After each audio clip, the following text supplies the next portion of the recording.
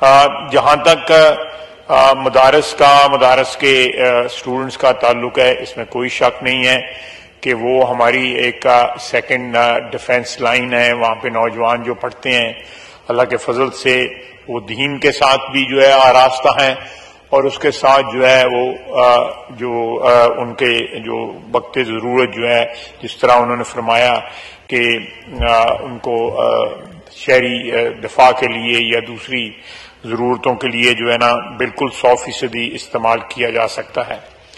পাকিস্তানের মাদ্রাসাগুলো হচ্ছে পাকিস্তানের যে সেনাবাহিনী রয়েছে তাদের সেকেন্ড লাইন অফ সাপ্লাই। কে বলছে? পাকিস্তানের প্রতিরক্ষা মন্ত্রী। কোথায় বলছে? পাকিস্তানের সংসদে দাঁড়িয়ে, মানে অন রেকর্ড অফিসিয়াল স্টেটমেন্ট।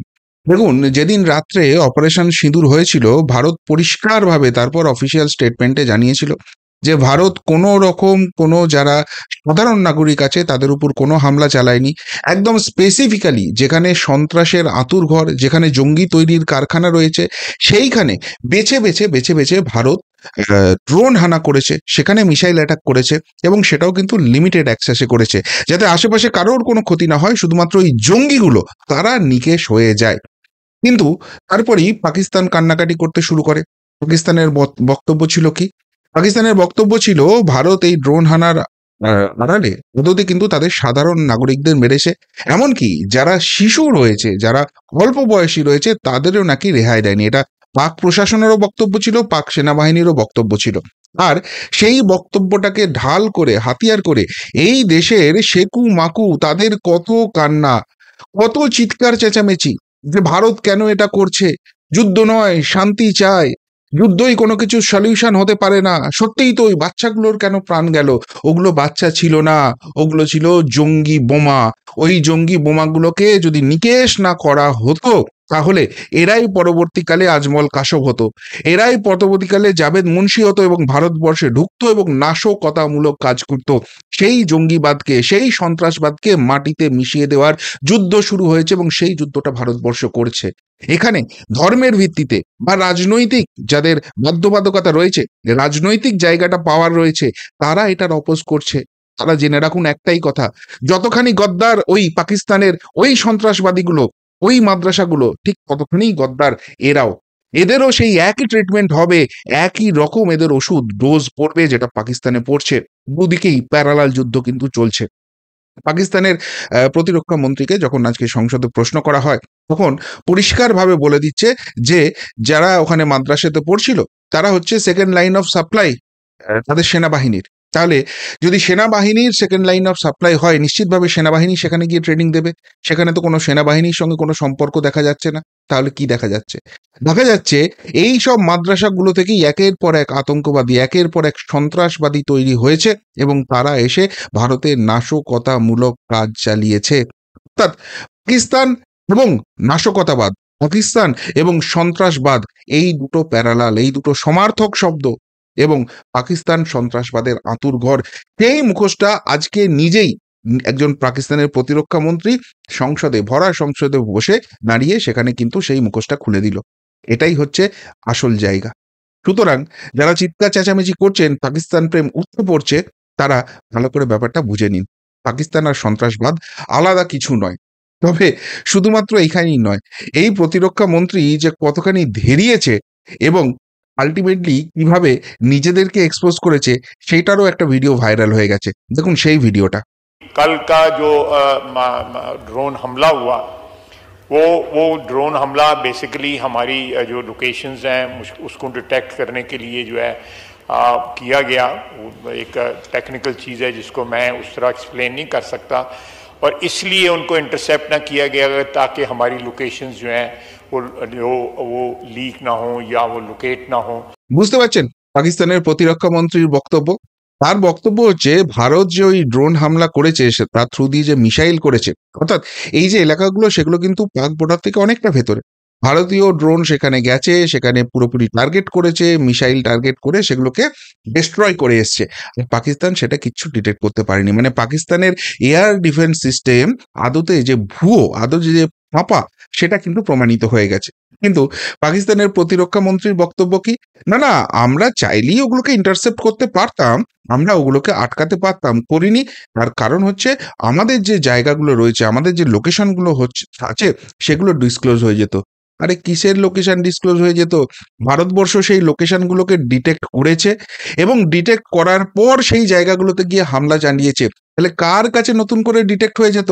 পাকিস্তানের জনতার কাছে, যে এইখানে এইখানে সন্ত্রাসবাদ আছে? আসলে পাকিস্তানের ডিফেন্স সিস্টেম বলে কিচ্ছু নেই। এতদিন তারা যে ভয়টা দেখাতো, এতদিন তারা তারা যে দাদাগিরিটা করার চেষ্টা করতো যে আমাদের কাছে পরমাণু শক্তি আছে, সিন্ধু নদে জল বন্ধ হয়ে গেলে ভারতের রক্ত বইয়ে দেবো সেখান দিয়ে, সেই সব এখন ফাঁপা আওয়াজ হয়ে গেছে। হ্যাঁ, পাকিস্তান যেটা করেছে, ওই ভিখিরি শয়তানের দল, কুত্তার ল্যাজ কোনোদিন সোজা হবে না। ভারতবর্ষ যেখানে সন্ত্রাসবাদীদের বেছে বেছে নিকেশ করছে, সেখানে সেই সন্ত্রাসবাদীদের জানাজা যখন বেরোচ্ছে, তখন পাক আর্মি, পাক পুলিশ সেখানে দাঁড়িয়ে আছে। এই সন্ত্রাসবাদীদের যখন নিকেশ করছে, তার বদলে ভারতের যারা সিভিলিয়ান রয়েছে, সাধারণ নাগরিক রয়েছে, তাদেরকে মারছে। এই সন্ত্রাসবাদকে ভারত যখন খতম করার চেষ্টা করছে, তখন পাকিস্তানের আর্মি ভারতের দিকে রে রে করে তেড়ে আসছে। সুতরাং এইসব করে পাকিস্তানকে কিছু হবে না। পাকিস্তানকে ফুল ফ্লেজেড যুদ্ধে যেতে হবে এবং মাটিতে মিশিয়ে দিতে হবে। তার বাইরে পাকিস্তানের কোনো রকম কোনো জায়গা নেই। এবং এই কথাটা শুধুমাত্র ভারতবর্ষ বলছে না, ভারতবাসী বলছে না। এই কথাটা কারা বলছে? এই কথাটা বলছে পাকিস্তান, পাকিস্তানের মিডিয়া।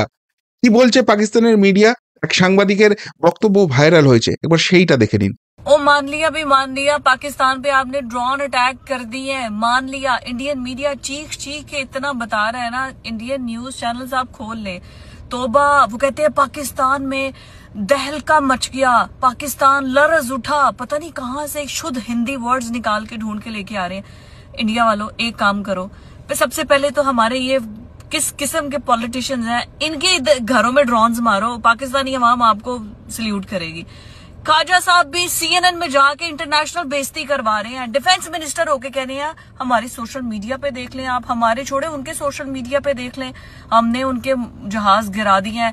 पूरी दुनिया, राफेल की कंपनी, जो कंपनी है जिसके राफेल तैयारे हैं, वो कह रहे हैं, इंडिया कह रहा है। आप डिफेंस मिनिस्टर, आप इंटरनेशनल जाके जलील हो रहे हैं जी सोशल मीडिया पे। Social media, Wikipedia, internet is not a source of information. अगर आपको लगता है कि आपका source of information social media होगा, तो फिर तो पीका एक्ट सबसे पहले आप पे लगना चाहिए। और दूसरा, क्या कसम से कल तक हम इतना जश्न मना रहे थे, हमने उनके तैयारे गिरा दिए, ये कर दिया, वो कर दिया, और ड्रोन घर में घुस के आके उन्होंने मार दिया। इधर से हमारी आवाजें ही नहीं निकल रही। भाई हमारी फोर्स तो लड़ ही रही है, वो तो ड्रोन उनके फेंक ही रही है। पॉलिटिकल लीडरशिप ने फैसला लेना होता है। हमारी पॉलिटिकल लीडरशिप, राणा सनाउल्लाह साहब कह रहे हैं हमने उनके गिरा तो दिए जहाज, अब हम उससे क्या बदला लें, हमने तो ले लिया ना, हमने जो कर दिया, अब जब वो करेगा तो फिर देखी जाएगी। कर दिया उन्होंने, आ गए आपके वो लाहौर तक। कहा जा रहा था जी लाहौर तक नहीं आएंगे, पिंडी, लाहौर, कराची, हर जगह उन्होंने अटैक कर छोड़ा है, चाहे ड्रोन से ही किया। भाई who the hell are they? वो कैसे ड्रोन से भी अटैक कर सकते हैं? वो नहीं अटैक कर सकते क्योंकि हम एक आजाद मुल्क हैं। अगर हम आजाद नहीं है तो फिर तो हम फलस्तीन हुए। फलस्तीन में भी तो यही हो रहा है। यहाँ इंडिया के जो मुसलमान रह रहे हैं वहां पर, वो भी तो ऐसे जबर से ही रह रहे हैं, चलो कोई नहीं, छड़ दियो, खैर है, कोई नहीं, देखी जाएगी।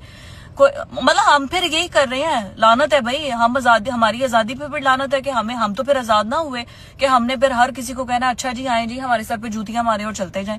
हमारी लीडरशिप को गैरत ही नहीं आ रही। और जिसको आपने अडियाला में बैठा, अब तो मैं कहती हूँ उसको वाकई बाहर निकाल दें, उसको बाहर निकाले, ताकि वो बाहर आके पूरी दुनिया को बताए कि सीएनएन पे कैसे इंटरव्यू देना है। और अगर कोई आपको टफ क्वेश्चन आता है, मैं हैरान हूँ ख्वाजा साहब और राना सनाउल्लाह, शहबाज शरीफ, यार ये किस किस्म के मंजे हुए सियासतदान है, ये नहीं कर सकते। हद है।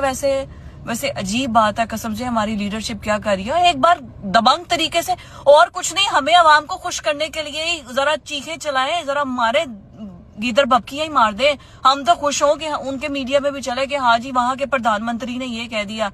हद है भाई, हद है। বুঝতে পারছেন পাক সাংবাদিকের বক্তব্য? এই মহিলা সাংবাদিক বলছে যে ভারতবর্ষ ড্রোন মেরেছে, সন্ত্রাসবাদকে খতম করেছে, সেটা তো ঠিকই আছে, সেই নিয়ে অনেক কথাও বলছে ভারতবর্ষ, ঠিক আছে, সেটা জাস্টিফাইড। কিন্তু পাকিস্তানের উপর যদি ভারতবর্ষ কোনো অ্যাকশন করে, এই প্রতিরক্ষা মন্ত্রীর মতো যে রাজনীতিবিদরা সেই দেশে আছে না, তাদের উপর ওই মিসাইলগুলো হানা করা উচিত, তাদের বাড়ি থেকে ওই মিসাইলগুলো মারা উচিত। কেন বলছে? ভারতীয়রা তো বলছেন, এটা পাকিস্তানের একজন সাংবাদিক বলছেন। তার কারণ হচ্ছে এই যে সন্ত্রাসবাদ চলছে, অর্থাৎ সন্ত্রাসবাদ পাকিস্তানের প্রশাসন, পাকিস্তানের সেনাবাহিনী, আইএসআই, এই কি আর রয়েছে জৈশে মোহাম্মদ, লস্করে তৈবা, এগুলো কেউ আলাদা নয়। একই গাছ, একই বৃন্ত, বিভিন্ন কুসুম, নামগুলো শুধু আলাদা করে দেওয়া আছে। আর সেই জন্য পাকিস্তানও জ্বলে পুড়ে এই সন্ত্রাসবাদের জন্য জ্বলে পুড়ে মরে যাচ্ছে। আচ্ছা, ভারতবর্ষ না হয় সেখানে হিন্দুদের প্রাধান্য বেশি রয়েছে, পাকিস্তানে তো শুধুমাত্র মুসলিমই রয়েছে। যারা হিন্দুরা সেখানে ছিল স্বাধীনতার পর হয় দেশ ছেড়ে চলে এসছে, নয় কনভার্টেড হয়ে গেছে, আর না হলে তাদেরকে প্রাণে মেরে দেওয়া হয়েছে। খুব অল্প সংখ্যক হিন্দু বেঁচে আছে। তাহলে পাকিস্তানের এই মসজিদগুলোতে এত হামলা হয় কেন? সেখানে তো সেই একই একই ধর্মের ব্যাপার। আসলে পাকিস্তানের মেন সমস্যা হচ্ছে সন্ত্রাসবাদ, আর সেই সন্ত্রাসবাদটাকেই খতম করার যুদ্ধ শুরু হয়েছে। নরেন্দ্র মোদী প্রশাসন সেইটাকেই দায়িত্ব হিসেবে নিয়েছে। অথচ দেখা যাচ্ছে পাকিস্তানের লোক যখন বলছে যে এই পাকিস্তান মন্ত্রীদের বাড়িতে মিসাইল হানা করে ভারত মেরে দাও, পাকিস্তান তোমাদের কাছে সারা জীবন সেটার জন্য কৃতজ্ঞ থাকবে, সেখানে এই দেশের রাজনীতিবিদ, এই দেশের কিছু বিশেষ ধর্মের মানুষ, তাদের তাদের বুক ফেটে যাচ্ছে। কেন এত পাকিস্তান প্রেম? কেন এত? যদি পাকিস্তান প্রেম হয়, গিয়ে থাকো না দুদিন পাকিস্তান, বুঝে যাবে মজাটা কি জিনিস। আসলে এই দ্বিচারিতা করেই এই দেশটাকে জাতিতত্ত্বের ভিত্তিতে দ্বিখণ্ডিত করা হয়েছিল। এই দ্বিচারিতা করেই ভোট পলিটিক্স করা হয়। আর সেই জায়গা থেকে বেরিয়ে এসে ইউনাইটেড ইন্ডিয়া করার সময় এসেছে, এবং সেই ইউনাইটেড ইন্ডিয়া একমাত্র হতে পারে যদি পাকিস্তানের মতো সন্ত্রাসবাদী রাষ্ট্রকে খতম করা যায়। আর এই পাক মিডিয়া শুধু পাকিস্তান মন্ত্রীদেরই পোল খোলেনি, কাশ্মীর নিয়েও পাকিস্তানের পোল খুলে দিয়েছে। একটা ভিডিও খুব ভাইরাল হয়েছে কাশ্মীর নিয়ে, সেখানে পাকিস্তান মিডিয়ায় কি আলোচনা হচ্ছে সেটা একবার শুনুন। कश्मीर एक मुद्दा तो है, ये बात तो हम इसको हम जो मर्जी कह दें, नहीं लेकिन है एक यार, मुद्दा मुद्दा मौजूद नहीं है। है, नहीं ये यानी मुद्दा ये है वो पाकिस्तान देखिए, मुद्दा बनाता है। मैं यही तो कहता इशू हूं है। कि इसको वंस फॉर ऑल खत्म क्यों नहीं किया जाता। कैसे करें? मुझे यकीन करें, मुझे अब लगता है कि शायद हिंदुस्तान भी अब ये नहीं चाहता कि ये बीच में से जो हड्डियां खत्म हो जाएगी, फिर हम फिर एक दूसरे को बुरा भला फिर कैसे कहेंगे। और शायद पाकिस्तान भी यही चाहता है कि अगर कैसे खत्म करें, वही आना कह रही ना, कैसे करें। नहीं, सुने बिल्कुल बिल्कुल, ये जबरदस्त पॉइंट है कि कैसे खत्म करें। दुनिया में क्या Kashmir is the only dispute between the two countries? No, पूरी दुनिया में इस तरह के इससे बड़े बड़े डिस्प्यूट्स हैं, वो हल हुए, ये डिस्प्यूट क्यों हल नहीं हो सकता? हम क्योंकि बैठना ही नहीं चाहते। एक अच्छा हिंदुस्तान कहता है यार जी टेरर और बातचीत एक साथ नहीं चल सकती। भाईजान I'll tell you one thing. बिल्कुल सही है, मेरी बात बिल्कुल सुन, सही आप है, मेरी बात सुनिए। जी I'll give you a very simple example, ठीक है ना? जी। Suppose फकर साहब, suppose you're in love with a girl and she's married to somebody, और आप बार बार इंटरनेशनल फोरम पे जाके बोलोगे she is not happy with her husband, no she is not happy with her husband, फिर वो आती है गुस्से से, वो बोलती है ये कौन है Fakhar Yousafzai, I am very happy with my husband, why is he after my life. फिर आप जाते हो फिर इंटरनेशनल फोरम में she is not happy with her husband, she should be with me, she should be with me. अच्छी गोली खेलूंगा। एक सेकंड फकर उनको कंप्लीट करने दे जी, आना आप बात करें, आइडिया अच्छा है वैसे बात करने। हाँ, नो, सो इमेजिन अगर फकर साहब हर एक इंटरनेशनल फोरम में बोलते नो आपने बड़ा जो है ना इस पे मूवी बननी चाहिए। फकर साहब हर एक इंटरनेशनल फोरम पे जाकर बोलते हैं नहीं उस बेचारी लड़की की राइट्स छीनी गई, उसकी जबरदस्ती शादी कराई गई, वो हर जगह जाके बोल रही है I am happy with my husband, ये हर जगह जाके बोल रहा है शी शुड बी विद मी। अब बताओ ये डिस्प्यूट कैसे, हस्बैंड क्या बोलेगा उसका, ये साला होता कौन है, इसको तो मैं काट के इसकी बीवी भी अपने पास लाऊंगा, अभी बोलेगा ना हस्बैंड। तो पीओके की बात इसीलिए उठी है, तो इसीलिए दैट जो इंटरफेयरिंग बॉयफ्रेंड है ही हैज टू स्टॉप ना फर्स्ट।